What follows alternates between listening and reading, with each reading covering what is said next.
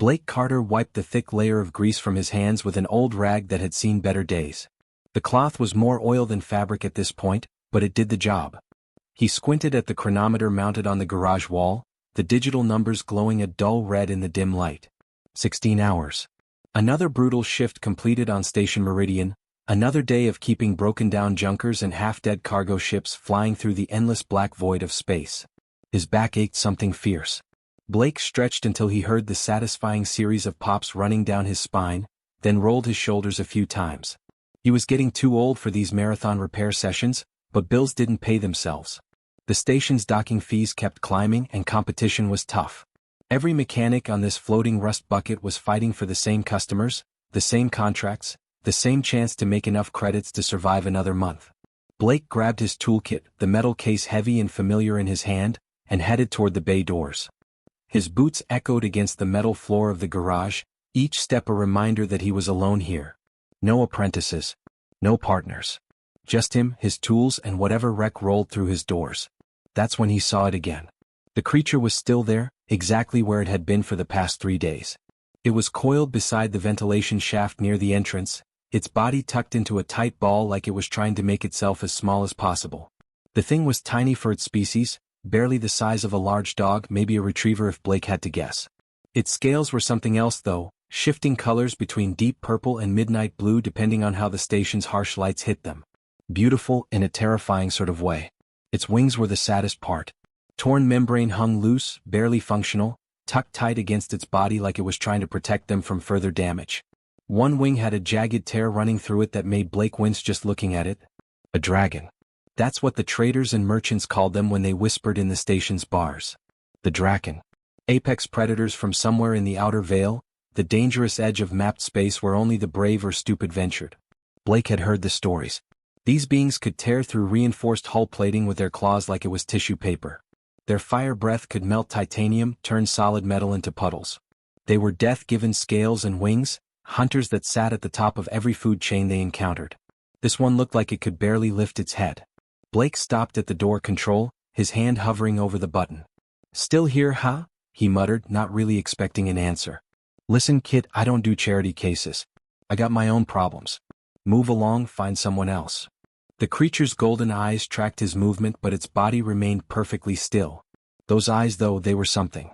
Bright like molten metal, filled with an intelligence that made Blake deeply uncomfortable.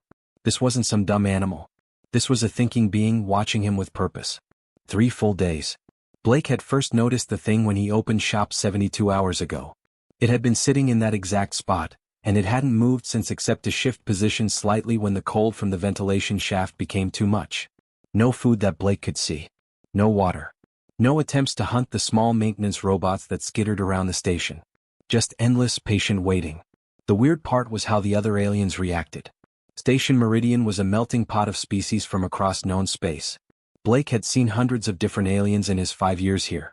Tall ones, short ones, ones that floated, ones that slithered.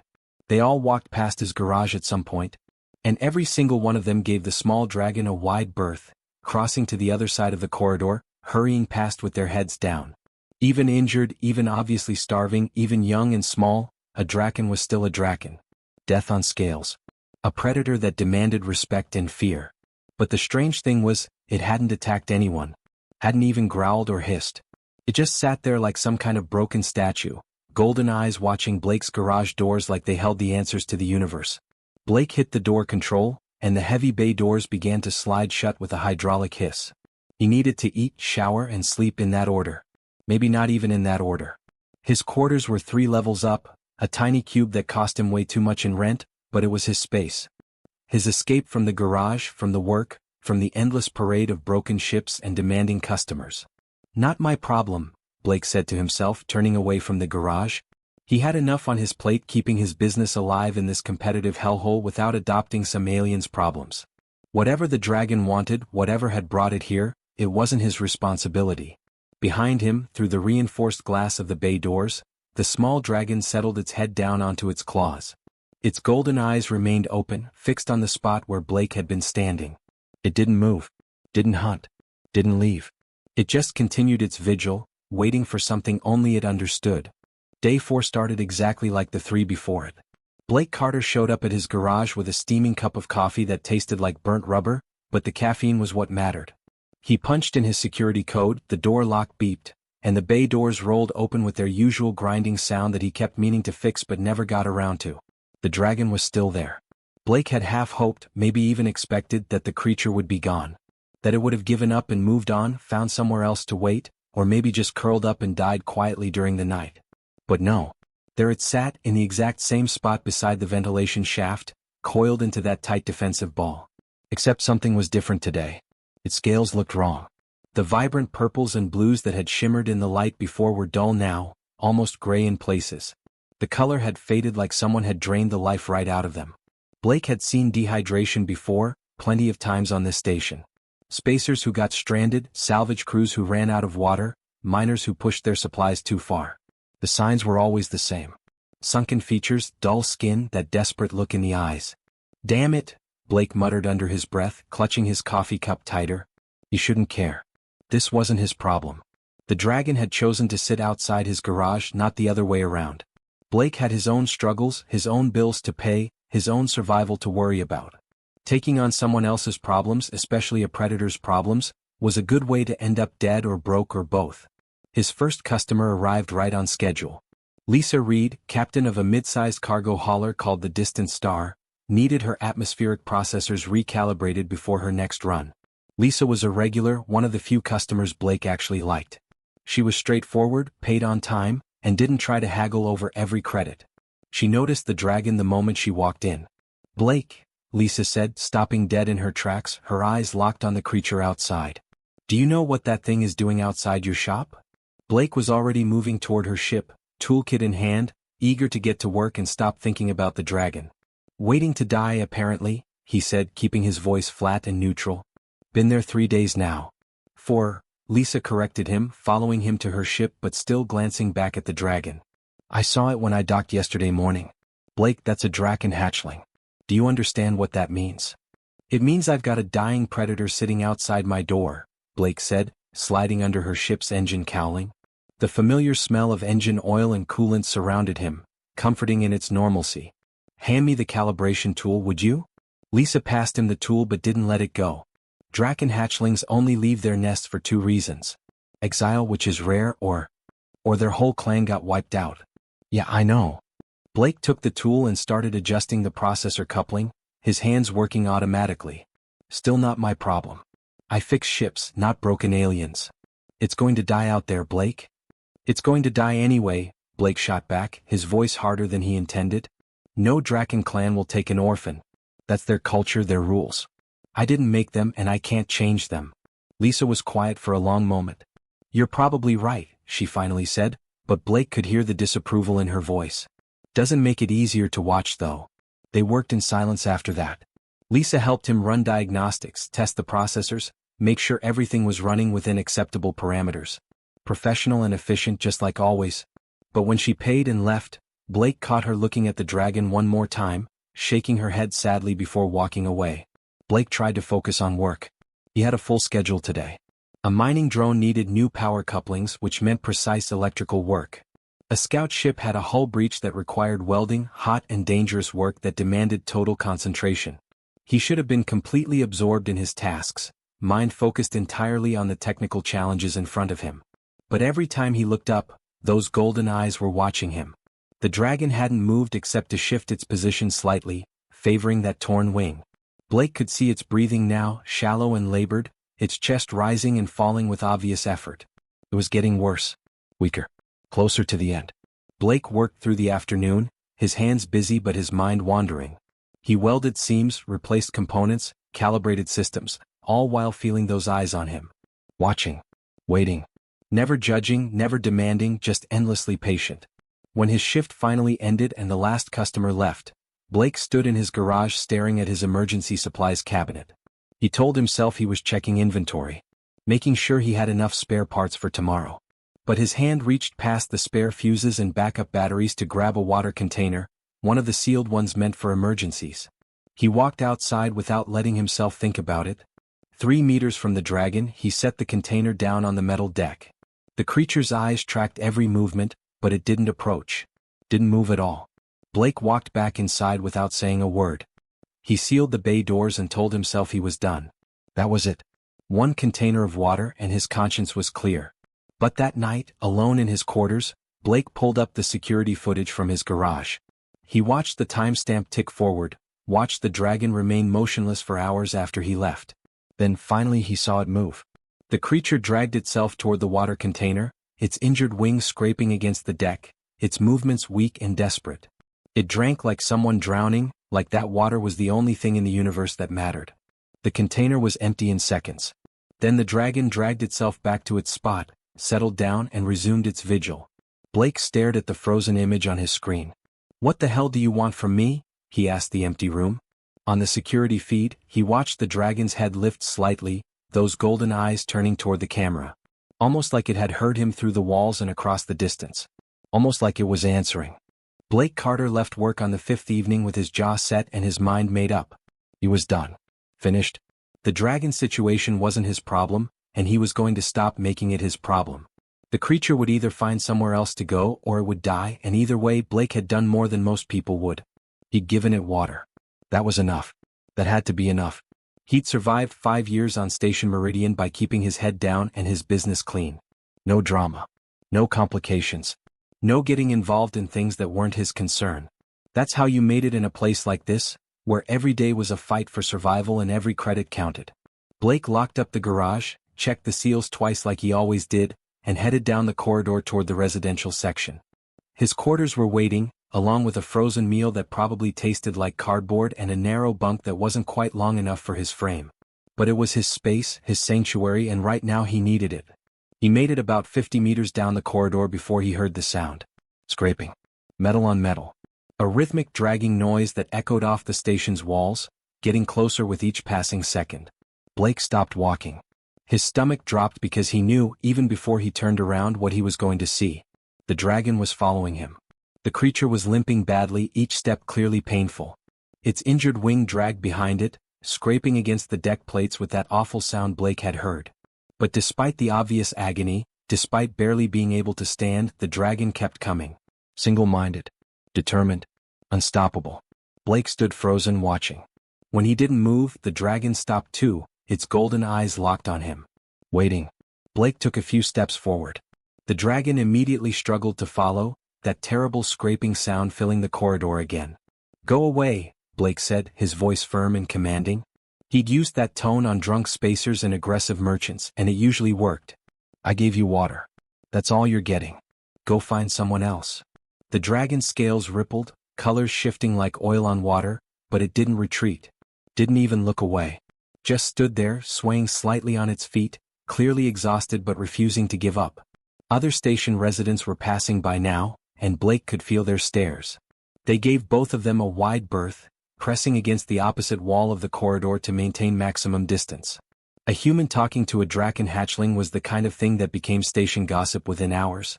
It was either incredible bravery or complete insanity, and nobody wanted to stick around long enough to find out which. Blake felt his frustration building, 5 days of tension and worry and guilt all boiling up at once. He spun around, facing the dragon fully, his hands clenched into fists at his sides. "What do you want?" The words came out harsh, almost a shout. "What the hell do you want from me?" The dragon's mouth opened slowly. For a second, Blake thought it might breathe fire, might finally attack, and part of him almost welcomed it because at least then this would be over. But what came out wasn't fire. It was a voice. "You fix broken things." The words were rough, unpracticed, like gravel scraping against concrete. Like someone learning to speak for the very first time, each syllable a struggle. But they were clear enough. Blake's anger evaporated in an instant, replaced by pure shock. His mouth opened but no sound came out. He just stared. "You can talk?" he finally managed. "You fix broken things," the dragon repeated, and Blake could hear the effort it took to form each word. "I watched. 3 ships. Everyone said, 'Too broken.' You fixed them." Those golden eyes, bright as molten metal, locked onto Blake's. "I am broken. Please." And just like that, Blake understood. This wasn't about food. Wasn't about shelter or safety or any of the simple things Blake had assumed. This was about something bigger, something deeper. This was about hope. About a creature so desperate, so alone, that it had spent 5 days waiting outside a stranger's garage for just a chance just a possibility, just a maybe. Your clan? Blake asked quietly, all his anger gone. What happened to them? Raiders. All dead. I ran. The dragon's scales shifted, darkening to almost pure black, the color of grief or shame or both. No clan will take orphan. Drakenlaw. Will die alone. Its voice cracked on the last word. But you fix the unfixable. Maybe you fix me too? Blake looked at this desperate creature standing in front of him. 5 days. It had waited 5 days in pain, without food, barely any water, just for this moment. Just for the chance to ask. Blake thought about all the ships people had told him to scrap. All the equipment they said was beyond repair. All the time someone had told him something was impossible and he'd proven them wrong. That's what he did. That's who he was. He fixed things everyone else gave up on. And standing in front of him was the biggest repair job of his life. Fine, Blake said, the word coming out rougher than he intended, thick with emotions he didn't want to name. You can stay in the garage. But if you break any of my tools, we're going to have serious words. Understood. The dragon's tail moved. Just a little twitch at first, then a full wag, quick and stuttering and uncoordinated. It was the first sign of joy Blake had seen from the creature in 5 days. The first glimpse of life beyond survival. Understood, the dragon said, and if a voice could smile, that one did. You need a name, Blake said, studying the creature properly for the first time. Can't just keep calling you dragon. He watched the way its scales caught the station's overhead lights, shifting colors like electricity dancing across metal. How about Spark? Spark, the dragon repeated slowly, testing the word, rolling it around. Yes, I am Spark. Blake sighed deeply and started walking back toward the garage. Behind him he heard that scraping sound again, but softer now. The dragon, Spark, following faithfully. Blake had come to Station Meridian 5 years ago to avoid complications, to build a simple life fixing ships and staying out of trouble. Somehow he just adopted the biggest complication of his life. 3 months changed everything. Bolt learned fast, faster than any apprentice Ray had ever trained. The dragon's claws, so deadly in combat, proved remarkably precise with delicate circuitry.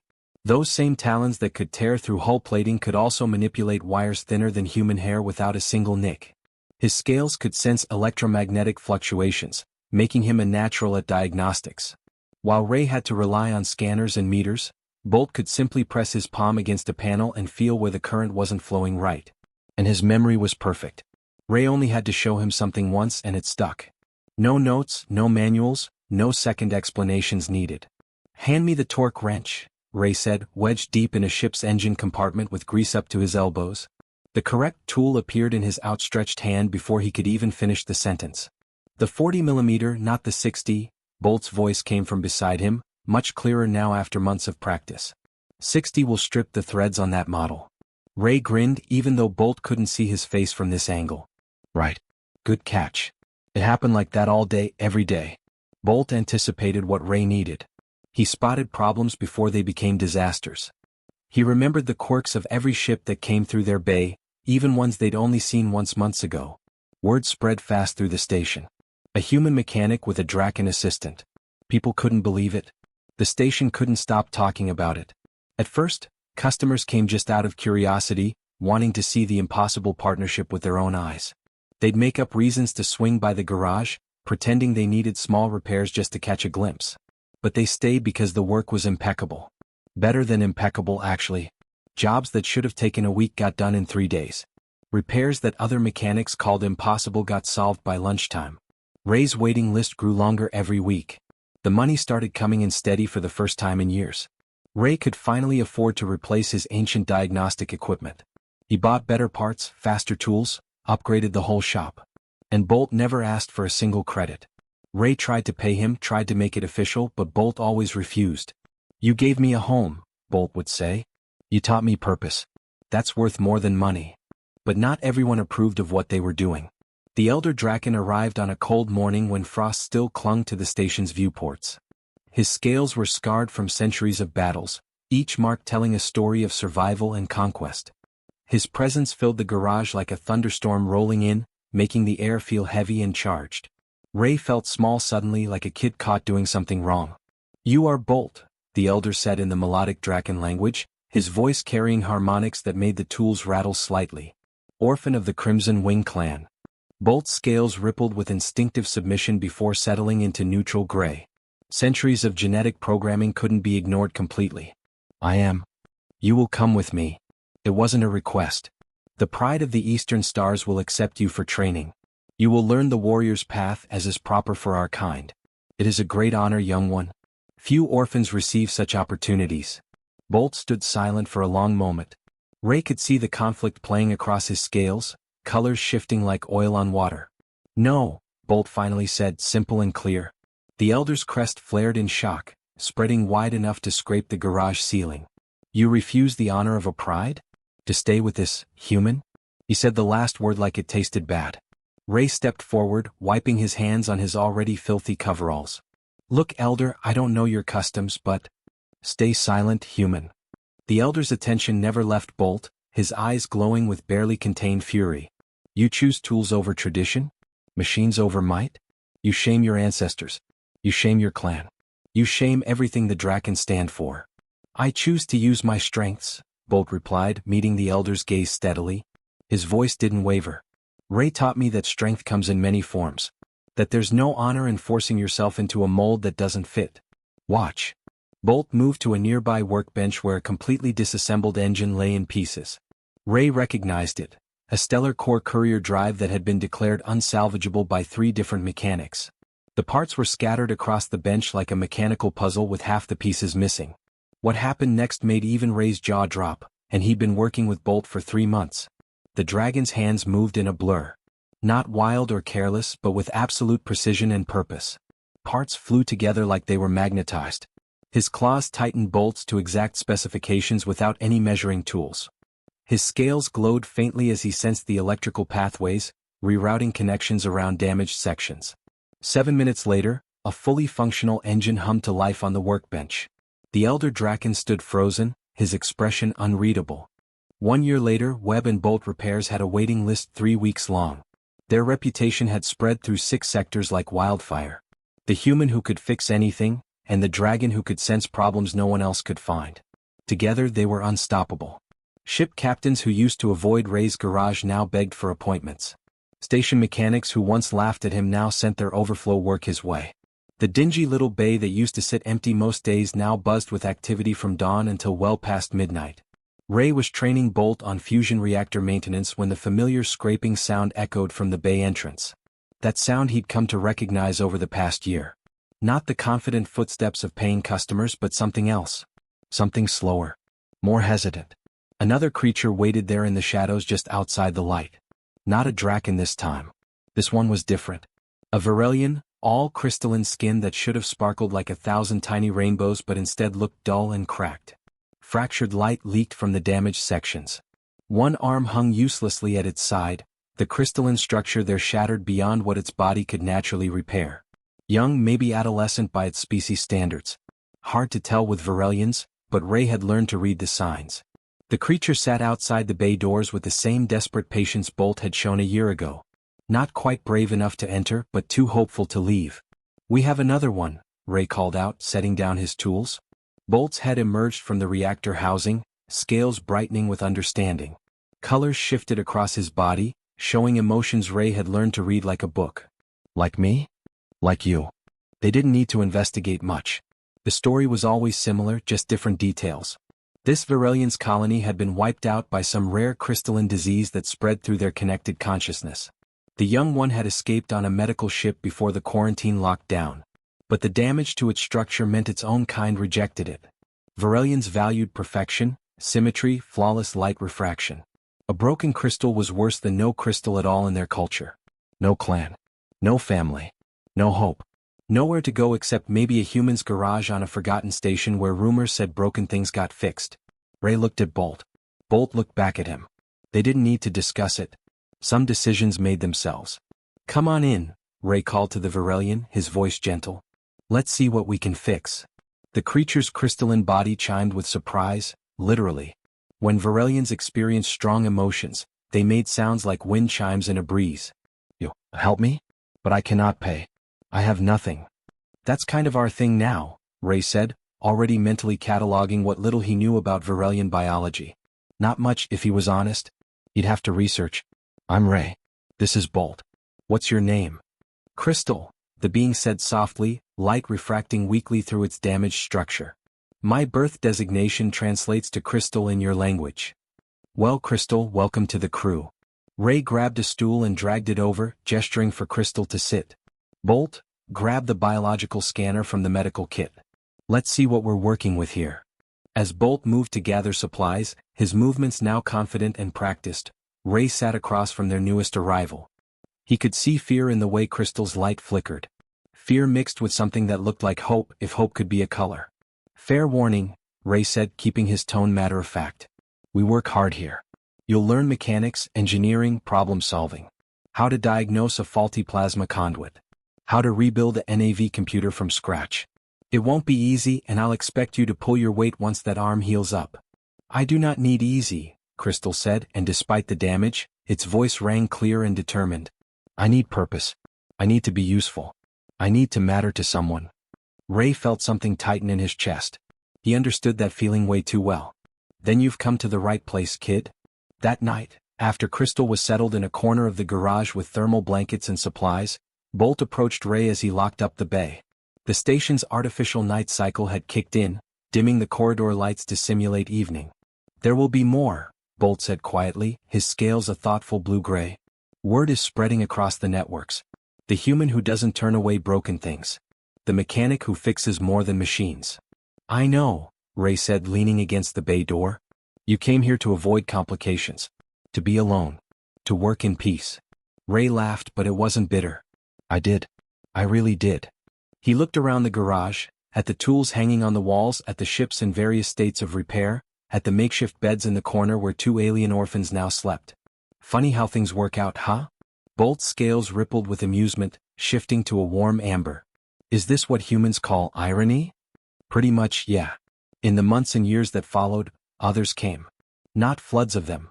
Ray wasn't running a charity house after all, and the garage only had so much space. But they came one by one. The desperate ones. The broken ones. The ones everyone else had given up on or thrown away. A young Thresson whose hive mind had rejected them for thinking differently. An elderly Corvin whose family abandoned them after an injury. A human teenager running from a bad situation on a mining colony. Each one arrived with nothing except whatever hope they had left. Ray and Bolt took them in. Taught them. Gave them skills and purpose and something no one else would offer. A second chance. A family that chose each other instead of being born into it. The galaxy noticed eventually. Humanity's reputation evolved beyond just being the aggressive newcomers or the reckless explorers. They became known as the species that saw potential in the discarded. The ones who built families from fragments. Who proved that sometimes the strongest bonds weren't forged through blood or battle, but through simple, stubborn compassion. And in a small garage on Station Meridian, Ray Webb, former loner and current surrogate father to half a dozen alien species, finally understood what he'd been fixing all along. Not ships. Not machines. Not even broken aliens. Hope. He'd been fixing hope, one lost soul at a time. The end.